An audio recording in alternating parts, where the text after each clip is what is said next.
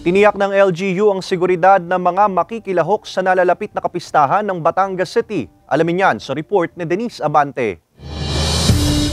4 na araw bago ang mismong kapistahan sa lungsod ng Batangas, puspusa na ang paghahanda ng pulisya para matiyak ang seguridad at kaligtasan ng mga residente at mga turistang dadayo sa lungsod. Jam-packed ang buong linggo ng Batangas City Fiesta dahil bukas na ng gabi gaganapin ang pinakaaabangang Coronation Night ng mga binibining lungsod 2024. At sa Sabado naman ang street party sa mismong harapan ng City Hall. Ayon sa Batangas City Police, naka-full alert na ang kanilang hanay sa isang linggong kaganapan sa lungsod. Meron na po kaming deployment plan or mga personnel namin ay may mga detail na po.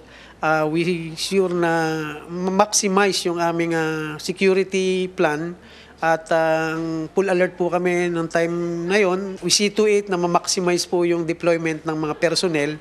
At meron din po tayong augmentation team galing po sa 1st Provincial Mobile Force Company ng Batangas PPO. Inaasahan ng pulisya ang pagdagsa ng mga turista at residente sa mga aktibidad. Kaya kasama ng lokal na pamahalaan ng Batangas ang mga kinatawan mula PNP, CDRRMO, BFP, TDRO, DSS at ilang task force multipliers. Inilatag na kaninang umaga ang contingency plan kaugnay ng kapistahan. Pangunahing pinag-usapan dito ang seguridad at kaligtasan ng mga dadalo sa kasiyahan.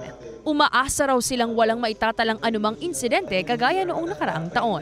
Palagi po natin inaasahan yan na maging mapayapa sapagkat sa amin pong deployment ay we see to it na magkaroon din po ang kapulisan ng human barricade together with TDRO at PPOS and po DSS maybe para po madagdagan yung aming pong mga deployment. Nakahanda na rin ang mga ambulansya na aasiste. Payo ng otoridad sa mga residente. Darating po ang occasion, magkakaroon ng mga kasayahan.